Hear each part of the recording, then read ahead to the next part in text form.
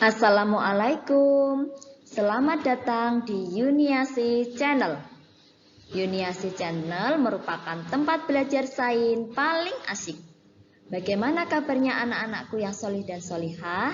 Tetap semangat belajar dari rumah ya.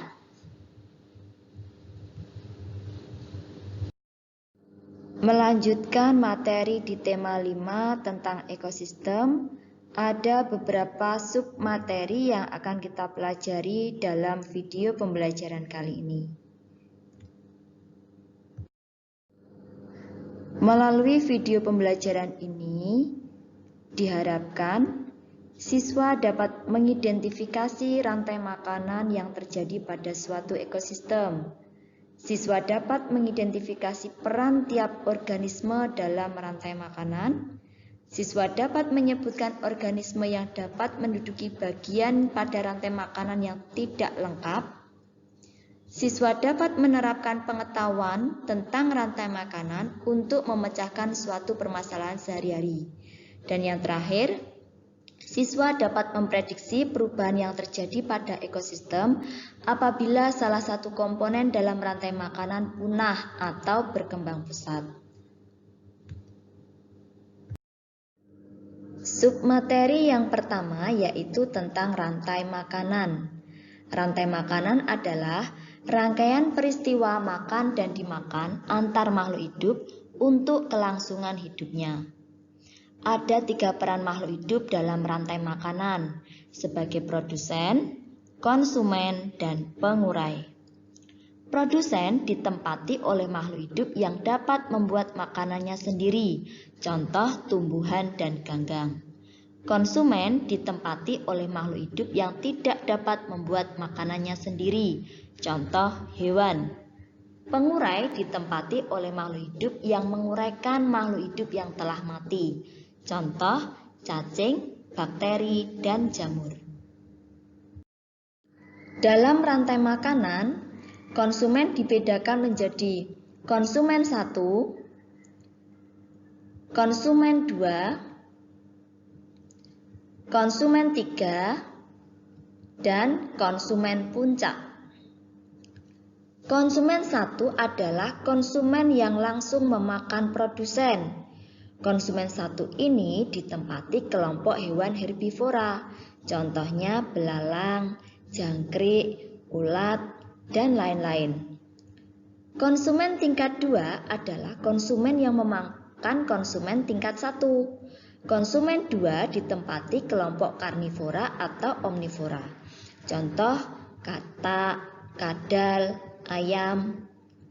Konsumen 3 adalah konsumen yang memakan konsumen tingkat 2, contohnya ular, musang, burung hantu, burung elang. Dan konsumen puncak adalah konsumen yang sudah tidak memiliki pemangsa lagi. Perhatikan gambar rantai makanan berikut. Penjelasan dari rantai makanan tersebut adalah tanaman padi dimakan oleh ulat, ulat dimakan oleh ayam, kemudian ayam dimakan oleh elang. Saat mati, tubuh elang akan diurai oleh makhluk hidup pengurai, seperti bakteri tanah, cacing tanah, dan jamur, untuk dijadikan nutrisi bagi tumbuhan. Jadi, peran setiap organisme dalam rantai makanan di atas adalah padi sebagai produsen, ulat sebagai konsumen tingkat 1, ayam sebagai konsumen tingkat 2, dan elang sebagai konsumen tingkat 3 atau konsumen puncak. Setelah mempelajari tentang rantai makanan, saatnya kita belajar tentang jaring-jaring makanan. Jaring-jaring makanan adalah kumpulan beberapa rantai makanan yang terjadi dalam suatu ekosistem. Perhatikan gambar jaring-jaring makanan tersebut. Pada jaring-jaring makanan tersebut ada 7 rantai makanan yang saling berhubungan. Jadi bisa dikatakan kalau rantai makanan itu hanya satu, satu jalur, tapi kalau jaring-jaring makanan adalah kumpulan dari beberapa rantai makanan. Perhatikan rantai makanan berikut. Penjelasan dari gambar rantai makanan tersebut adalah padi dimakan tikus, tikus dimakan ular, ular dimakan burung elang. Peran tiap organisme dalam rantai makanan tersebut adalah padi sebagai produsen, tikus sebagai konsumen 1, ular sebagai konsumen 2, dan burung elang sebagai konsumen 3. Dalam suatu ekosistem dapat terjadi perubahan pada salah satu komponen dalam rantai makanan. Perubahan tersebut misalnya salah satu komponen punah atau berkembang pesat, sehingga akan mempengaruhi komponen yang lain.